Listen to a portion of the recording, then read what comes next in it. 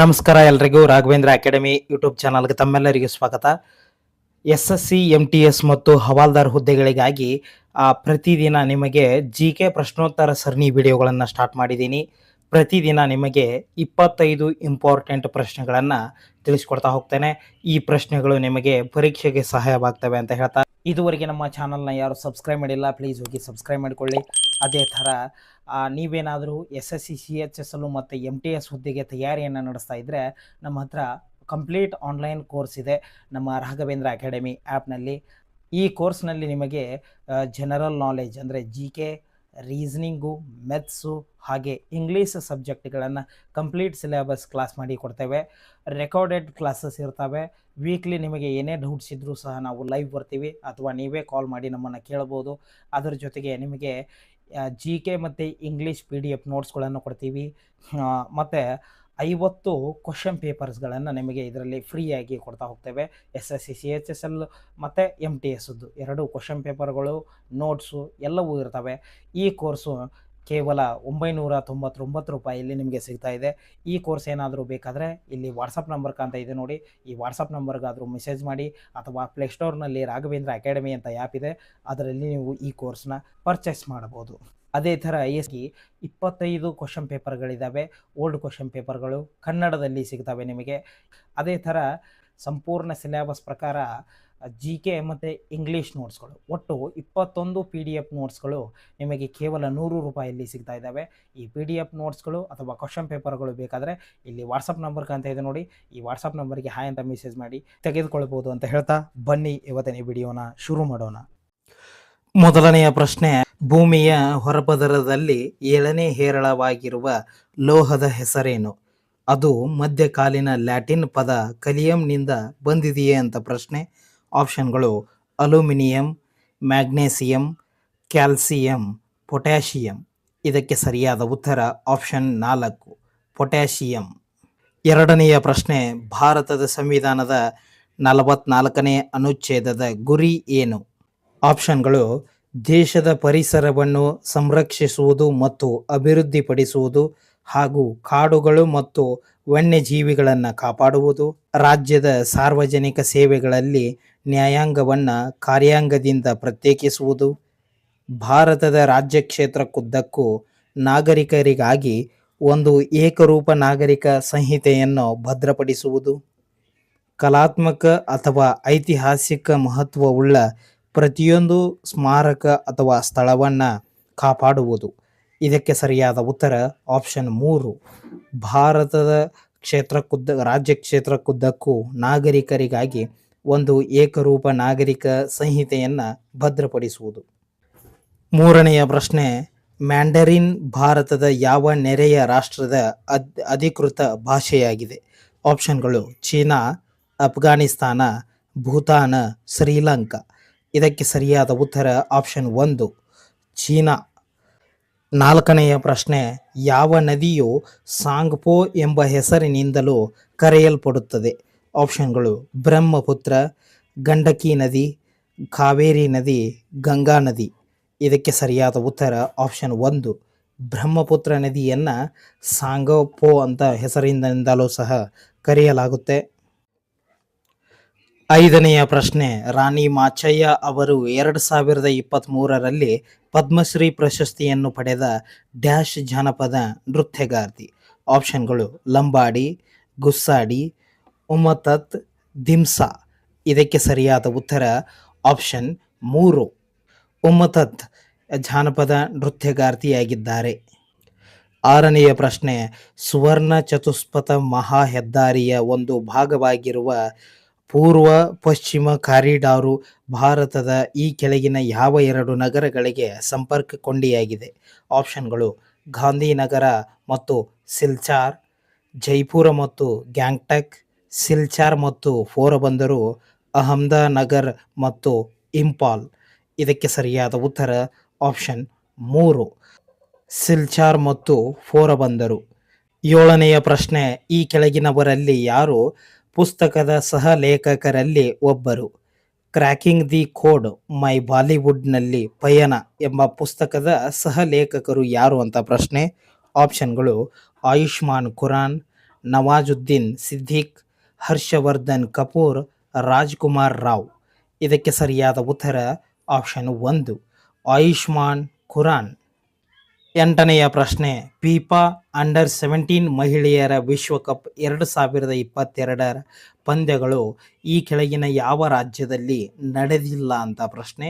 ಆಪ್ಷನ್ಗಳು ಗೋವಾ, ಗುಜರಾತ್, ಮಹಾರಾಷ್ಟ್ರ, ಒಡಿಸ್ಸಾ. ಇದಕ್ಕೆ ಸರಿಯಾದ ಉತ್ತರ ಆಪ್ಷನ್ 2 ಗುಜರಾತ್. 9ನೆಯ ಪ್ರಶ್ನೆ, ರೋಷನ್ ಕುಮಾರಿ, ಶೋವನ್ ನಾರಾಯಣ್, ಮಾಯಾರಾವ್ ಮತ್ತು ಕುಮುದಿನಿ ಲಕಿಯಾರ್ ಅವರು ಡ್ಯಾಶ್ ನೃತ್ಯ ಕಲೆಯ ಅಪ್ರತಿಮ ಕಲಾವಿದರಾಗಿದ್ದಾರೆ. ಆಪ್ಷನ್ಗಳು ಮಣಿಪುರಿ, ಕೂಚುಪುಡಿ, ಒಡಿಸ್ಸಿ, ಕಥಕ್.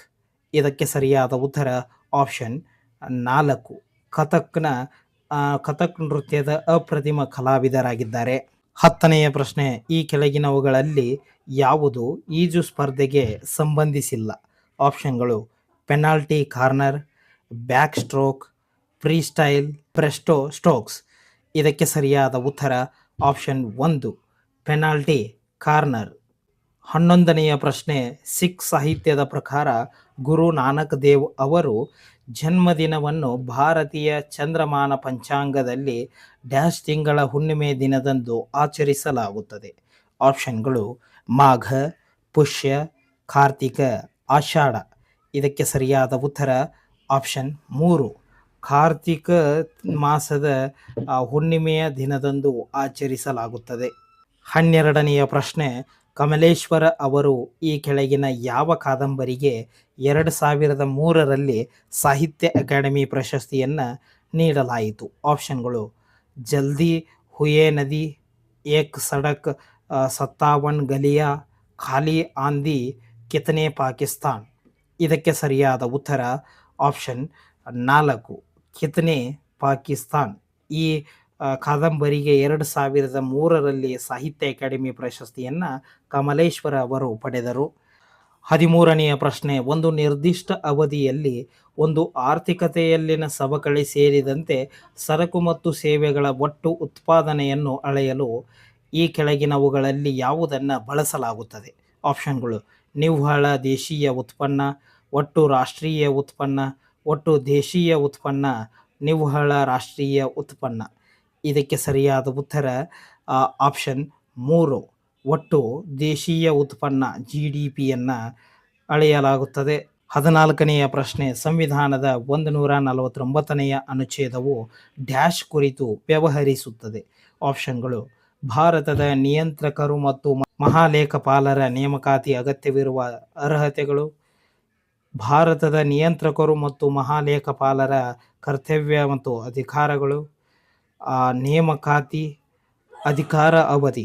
ಇದಕ್ಕೆ ಸರಿಯಾದ ಉತ್ತರ ಆಪ್ಷನ್ 2 ಭಾರತದ ನಿಯಂತ್ರಕರು ಮತ್ತು ಮಹಾಲೇಖಪಾಲರ ಕರ್ತವ್ಯಗಳು ಮತ್ತು ಅಧಿಕಾರಗಳು.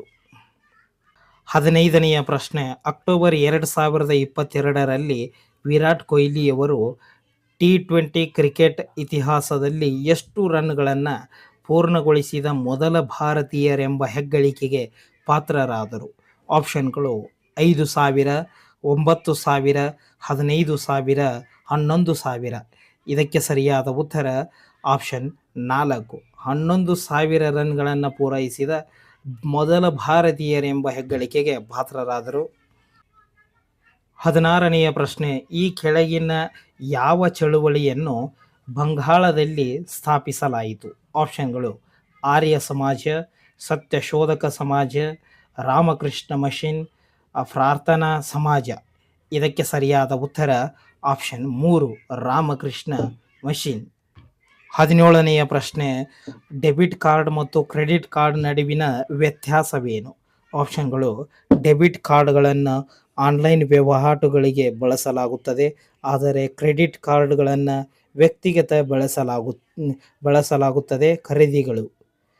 ಆಪ್ಷನ್ 2 ಡೆಬಿಟ್ ಕಾರ್ಡುಗಳು ಬ್ಯಾಂಕ್ ಖಾತೆಯಿಂದ ನೇರವಾಗಿ ಹಣವನ್ನು ಪಡೆಯುತ್ತವೆ, ಆದರೆ ಕ್ರೆಡಿಟ್ ಕಾರ್ಡುಗಳು ಅನುಮತಿಸುತ್ತವೆ ಒಂದು ನಿರ್ದಿಷ್ಟ ಮಿತಿಯವರೆಗೆ ಸಾಲ ಪಡೆಯುವುದು.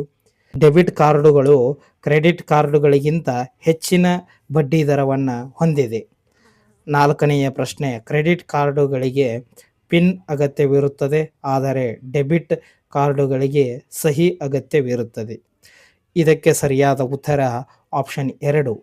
ಡೆಬಿಟ್ ಕಾರ್ಡುಗಳು ಬ್ಯಾಂಕ್ ಖಾತೆಯಿಂದ ನೇರವಾಗಿ ಹಣವನ್ನು ಹಿಂಪಡೆಯಬಹುದು, ಆದರೆ ಕ್ರೆಡಿಟ್ ಕಾರ್ಡುಗಳು ಅನುಮತಿಸುತ್ತವೆ. ಅಂದರೆ ಒಂದು ನಿರ್ದಿಷ್ಟ ಮಿತಿಯವರೆಗೆ ನಮಗೆ ಸಾಲವನ್ನು ಕೊಡುತ್ತೆ.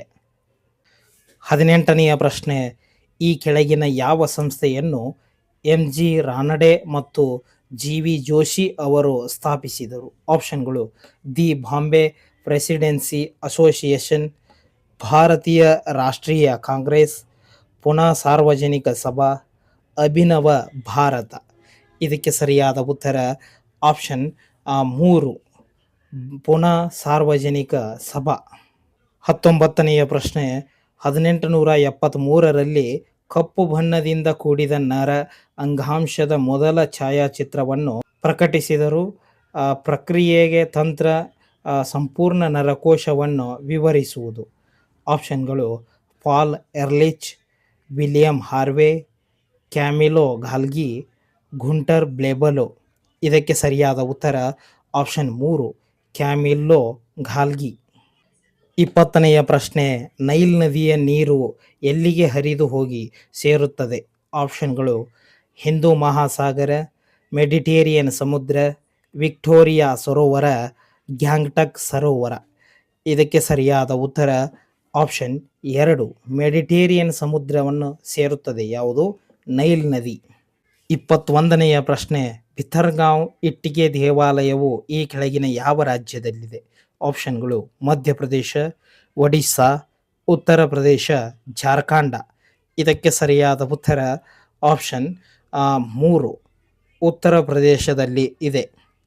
22ನೆಯ ಪ್ರಶ್ನೆ, 2022ರ ಸಂವಿಧಾನ ಪರಿಶಿಷ್ಟ ಪಂಗಡಗಳು ಆದೇಶ 2ನೇ ತಿದ್ದುಪಡಿ ಮಸೂದೆಯ ನರಿ, ಕೊರವನ್ ಮತ್ತು ಕುರಿವಿಕ್ಕರನ್ ಸಮುದಾಯಗಳನ್ನು ಯಾವ ರಾಜ್ಯದ ಪರಿಶಿಷ್ಟ ಪಂಗಡಗಳ ಪಟ್ಟಿಗೆ ಸೇರಿಸಿದೆ? ಆಪ್ಷನ್ಗಳು: ತಮಿಳುನಾಡು, ಒಡಿಸ್ಸಾ, ಛತ್ತೀಸ್ಗಢ, ಬಿಹಾರ. ಇದಕ್ಕೆ ಸರಿಯಾದ ಉತ್ತರ ಆಪ್ಷನ್ 1, ತಮಿಳುನಾಡಿನ ಪರಿಶಿಷ್ಟ ಪಂಗಡಗಳ ಪಟ್ಟಿಗೆ ಸೇರಿಸಲಾಗಿದೆ. 23ನೆಯ ಪ್ರಶ್ನೆ, ಯಕ್ಷಗಾನವು ಒಂದು ಜಾನಪದ ನೃತ್ಯವಾಗಿದ್ದು ಡ್ಯಾಶ್ ರಾಜ್ಯಕ್ಕೆ ಸೇರಿದೆ? ಆಪ್ಷನ್ಗಳು: ಕರ್ನಾಟಕ, ಕೇರಳ, ರಾಜಸ್ಥಾನ, ಹರಿಯಾಣ. ಇದಕ್ಕೆ ಸರಿಯಾದ ಉತ್ತರ ಆಪ್ಷನ್ 1, ಕರ್ನಾಟಕ ರಾಜ್ಯಕ್ಕೆ ಯಕ್ಷಗಾನ ನೃತ್ಯವು ಸೇರಿದೆ. 24ನೆಯ ಪ್ರಶ್ನೆ, ಈ ಕೆಳಗಿನ ಯಾವ ಸಂಗೀತಗಾರ ಜೋಡಿಗೆ ಭಾರತ ರತ್ನ ನೀಡಿ ಗೌರವಿಸಲಾಗಿದೆ? ಆಪ್ಷನ್ಗಳು: ಆಶಾ ಭೋಸ್ಲೆ ಮತ್ತು ಕಿಶೋರ್ ಕುಮಾರ್, ಪಂಡಿತ್ ರವಿಶಂಕರ್ ಮತ್ತು ಪಂಡಿತ್ ಭೀಮ್ಸೇನ್ ಜೋಶಿ, ಅನು ಮಲ್ಲಿಕ್ ಮತ್ತು ಉದಿತ್ ನಾರಾಯಣ್, AR ರೆಹಮಾನ್ ಮತ್ತು ಹರಿಪ್ರಸಾದ್ ಚೌರಾಸಿಯಾ. ಇದಕ್ಕೆ ಸರಿಯಾದ ಉತ್ತರ ಆಪ್ಷನ್ 2, ಪಂಡಿತ್ ರವಿಶಂಕರ್ ಮತ್ತು ಪಂಡಿತ್ ಭೀಮ್ಸೇನ್ ಜೋಶಿಯವರಿಗೆ ಭಾರತ ರತ್ನ ನೀಡಿ ಗೌರವಿಸಲಾಗಿದೆ 2023ರಲ್ಲಿ. 25ನೆಯ ಪ್ರಶ್ನೆ ಹಾಗೂ ಕೊನೆಯ ಪ್ರಶ್ನೆ, ಆಗಸ್ಟ್ 15, 1947ರಂದು ಭಾರತದ ಮೊದಲ ಪ್ರಧಾನಮಂತ್ರಿ ಜವಾಹರ್ಲಾಲ್ ನೆಹರು ಅವರು ದೆಹಲಿಯ ಕೆಂಪು ಕೋಟೆಯ ಮೇಲೆ ಡ್ಯಾಶ್ ಮೇಲೆ ಭಾರತೀಯ ರಾಷ್ಟ್ರೀಯ ಧ್ವಜವನ್ನು ಹಾರಿಸಿದರು?